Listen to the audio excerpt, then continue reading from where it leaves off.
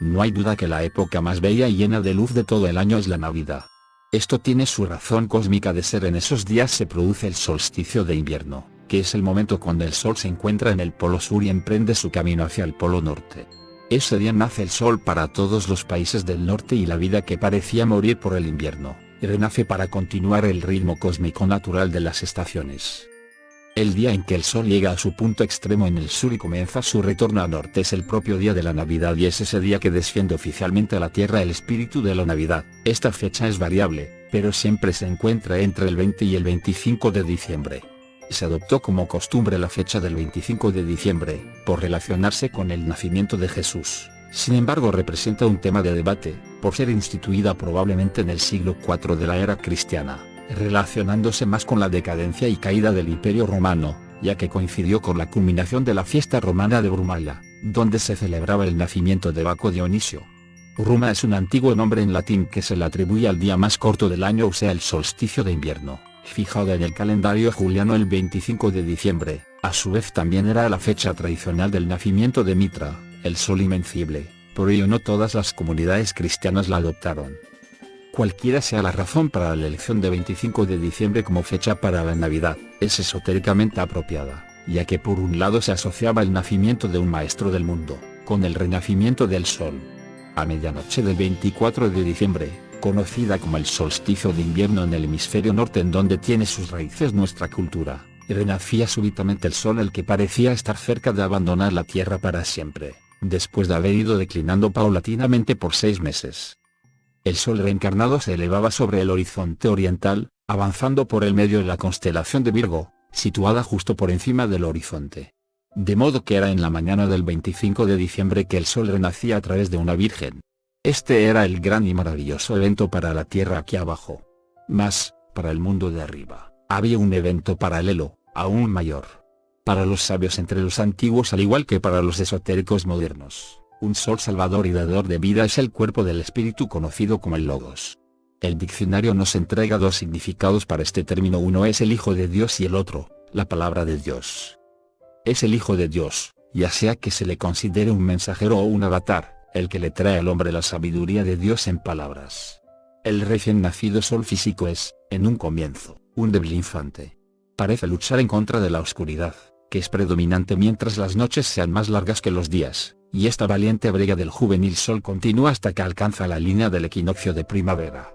Cuando la cruza, se dice que es crucificado y se levanta triunfante para hacer madurar el grano y las frutas, trayéndole de esta manera el calor y el sustento a las criaturas de la tierra. Su ascensión dadora de vida hacia los cielos continúa hasta el solsticio de verano en junio, entonces comienza su declinar de 6 meses hasta el nuevo solsticio de invierno en diciembre. El Logos u hombre Dios que desciende a la tierra para traer la luz divina y salvar de esta manera al género humano de la muerte espiritual, tiene muchos paralelos en cuanto a nacimiento y vida con su símbolo el sol físico. Como primera cosa, siempre e inevitablemente nace de una virgen, así como el sol nace en medio de la virgen cósmica.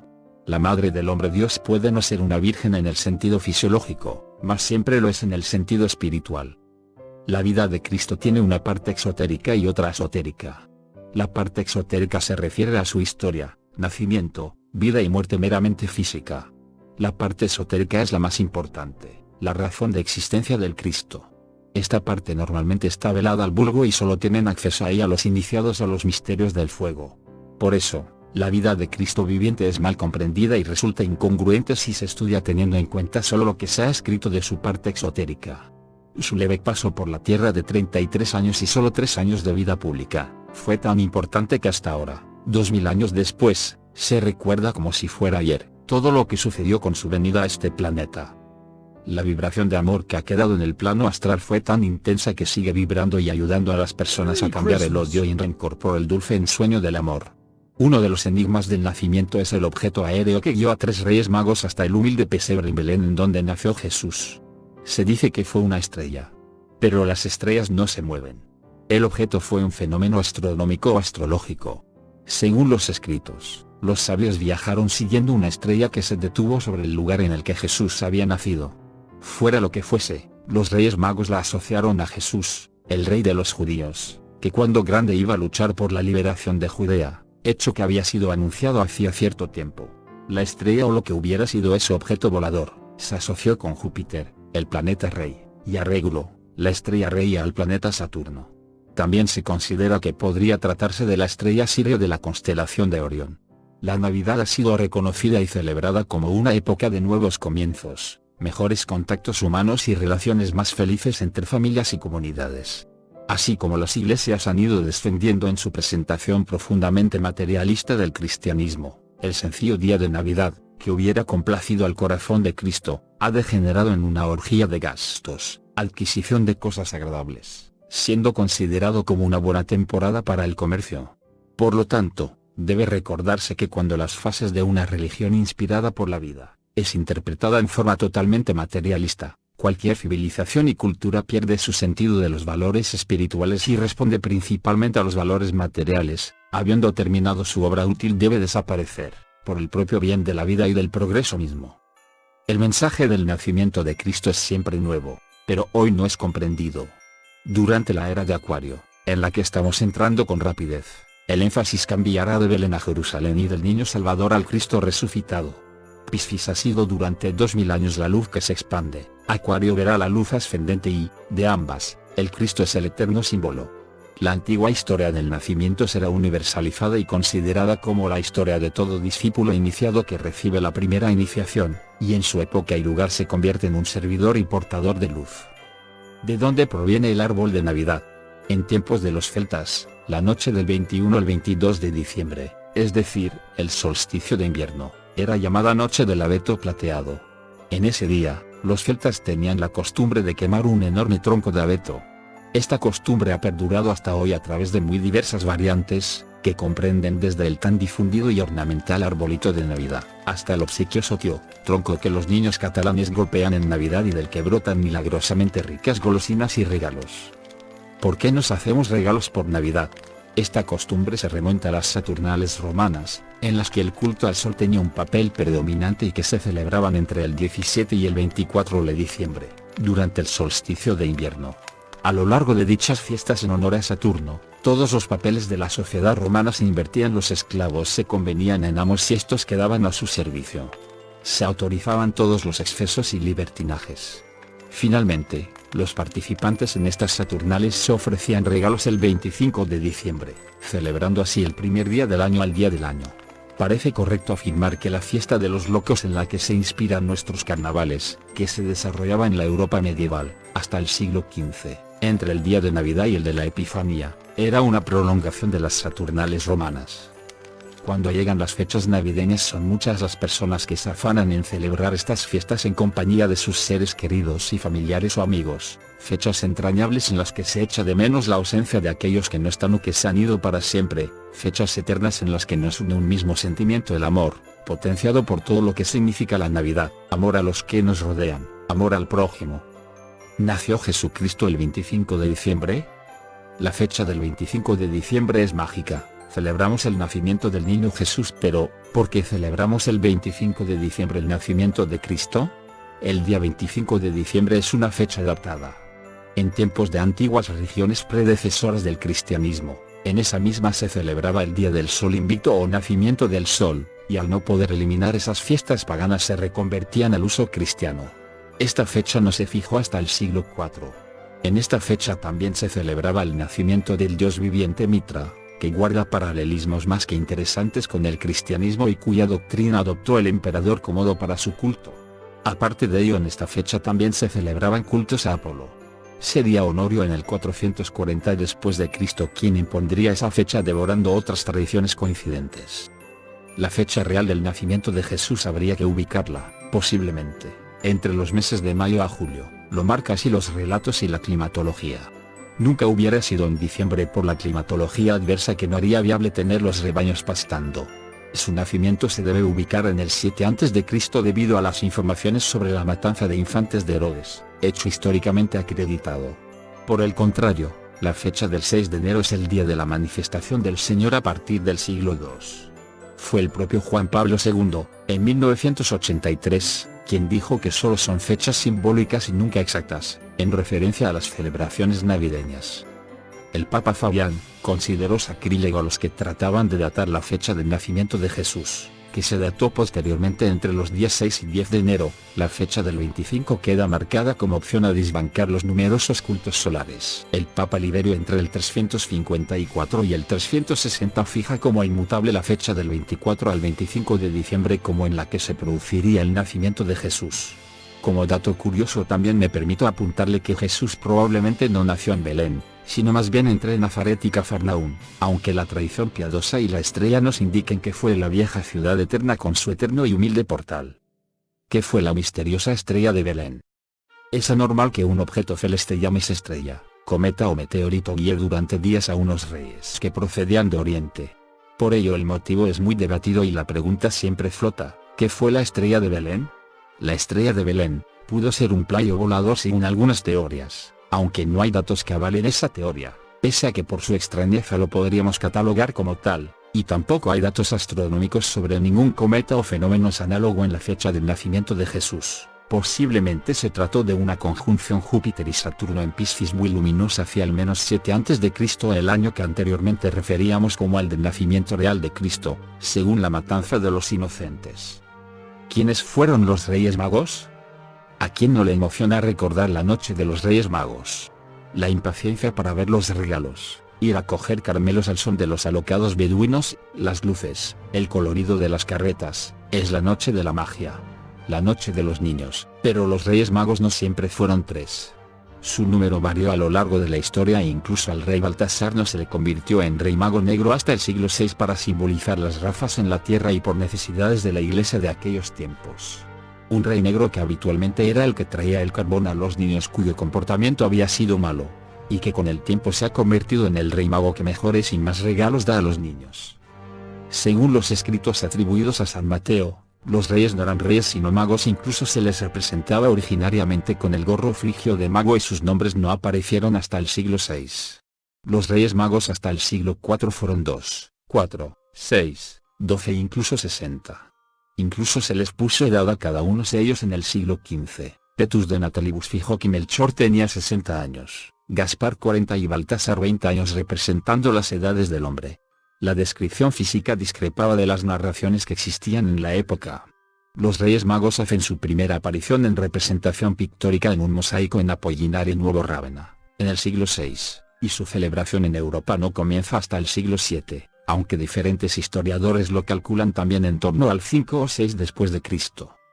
Es Tertuliano, en el siglo III, para evitar la mala fama de los magos persas, el que los transformó en reyes de Oriente con todo su aire de realeza y magnificencia, siendo a partir del siglo XIX cuando los Reyes Magos comienzan a traer juguetes a los niños y se populariza la carta a los Reyes Magos. Hay una bella simbología en los presentes que le llevan al niño o al portal. Todos significan algo y llevan implícita toda una carga socio-religiosa. Aquellos magos venidos del Oriente dejaron 3 regalos valiosos: oro, incienso y mirra. A los profanos les parece la bella historia de la adoración y, sin embargo, tiene un significado oculto. El oro es el regalo que se le hace a un rey, el incienso es el regalo a un dios y la mirra es el regalo que se le hace a un hombre, aunados todos en la figura de Jesús. ¿Quién puso el primer portal de Belén? Representar el portal de Belén no siempre se hizo en los hogares del mundo. La tradición tiene apenas unos siglos. La primera persona que recreó el nacimiento de Cristo en un pequeño nacimiento o portal de Belén fue San Francisco Javier. En el año 1225 montó el primer portal de Belén improvisando según los datos que le llegaron. El verdadero portal no fue un establo y sí posiblemente una cueva o gruta, alejándose pues de nuestra actual representación piadosa. La escena del buey y el asno se debe a una mala traducción mezclado con un texto de Habacuc. El Belén lo introdujo en España Carlos I en el siglo XVIII, tradición importada desde Nápoles. Papá Noel, el hacedor de regalos. Es el señor de rojo y blanco, antes verde y blanco para sevillistas y béticos que suele colarse por chimeneas y ventanas para dejar un presente. Papá Noel, o Santa Claus, es una referencia al obispo San Nicolás, personaje piadoso que repartía comida entre los necesitados. Su transformación en Papá Noel se debe a que este último es un personaje real deformado con los años. Tiene mayor tradición en países nórdicos y estaba acompañado por un singular duendecillo llamado Pedro el Negro. Decían portar una lista con los niños que habían sido buenos o malos a los que compensaron o con golosinas. En cualquier caso su figura es realzada en el siglo XIX por Clement Clarke Moore, quien en unos relatos lo ubica con renos, regalos, chimeneas, trineo y un reno llamado Rudolf.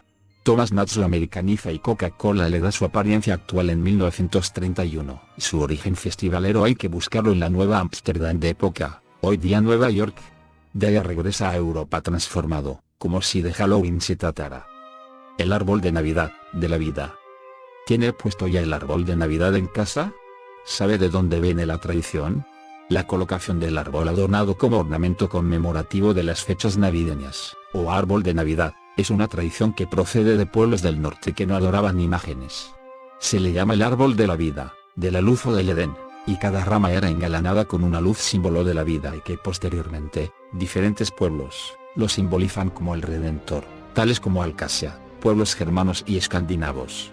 Fueron el príncipe Alberto y la reina Victoria de Inglaterra quienes lo introducen en el Reino Unido y de ahí los emigrantes a los Estados Unidos alrededor de 1845. La estrella que corona el árbol, en su forma de 5 puntas, es emblema contra el mal y trae la felicidad a la casa. Tradiciones navideñas. Las fechas de la Navidad nos hacen navegar por diferentes curiosidades que a lo largo de los tiempos han ido surgiendo teniendo como argumento a la propia Navidad. Así nos sorprenderemos al saber que la Lotería de Navidad surgió como una idea para financiar la Guerra de la Independencia en España, dada la imperiosa necesidad de fondos para poder llevar ingresos a las arcas del Estado y el paupérrimo estado financiero del país en aquella época. Un popular dulce del que todos hemos disfrutado tiene un carácter también simbólico. El roscón de Reyes simboliza la corona de los reyes y a quien le toca el regalo se convierte en rey mago por un día. Era llamado como rosco de lava, por el contrario al que le toca esta legumbre debe abonar el valor del dulce como símbolo de generosidad y redención. Es una tradición que data de la Edad Media. No pueden faltar en estas fiestas los típicos villancicos. Si bien antes debemos saber que los villancicos eran parte de canciones amorosas y cortesanas del siglo XV y XVI, que en siglos posteriores lo convirtieron en canciones populares. Proceden de poemas improvisados para la época al que posteriormente se le acompañó de música y letras más blandas más de acorde con la época y la conmemoración que se celebraba. Si el plato estrella de estas fiestas en casa es el pavo y no sabe el origen de este como cena navideña se lo explico. El pavo de Navidad se sirvió por primera vez a Enrique VIII en Inglaterra. La tradición se impuso al exportarla el mecenazgo de los Austrias en el siglo XVIII. Igualmente beber cava o champán debe saber que su origen es muy incierto. Parece claro que no lo inventaron los franceses y mucho menos Don Perignon. Su patria chica habría que buscarla en zonas de la Cataluña más vinatera y al fermentado accidental de la uva en uno de los viejos monasterios donde tan buenos caldos le hicieron. Si como otros muchos habitantes de este planeta azul nuestro conmemora estas fechas con la luz de las velas conocerá a continuación su significado es la representación de un elemento propiciatorio capaz de purificar, iluminar y dar ilusiones y esperanzas. ¿Por qué nos besamos cuando estamos bajo el muérdago? Pues la razón simbólica nos dice que el muérdago está considerado como un elemento de suerte y felicidad de la antigüedad. Besarnos bajo él es estar bajo su protección y buen augurio. Para finalizar este recorrido, breve pero intenso, por lo más simbólico de nuestras tradiciones solo nos resta decir que todas ellas conforman la más bella de las fiestas que celebramos al año, donde se aunan tradición y familia, en unos tiempos los que corren tan faltos de valores y tan deshumanizado. Entre sonrisas e ilusiones de niños ante un regalo, el sabor de la amistad, la nostalgia a los que no están, o la carga sentimental de estas fiestas, celebraremos un año más la Navidad, época de nacimiento e ilusión, época de esperanza y crecimiento interior, época de solidaridad, amistad, perdón y bien para los pobladores de un planeta que hoy más que nunca necesitan de esa misma fe y de esa misma esperanza. Tal vez si todos tuviéramos un poco más la mirada tierna e inocente de ese niño que contempla un portal de Belén, a este mundo nuestro le volverían a brotar los tallos de la esperanza en el propio ser humano.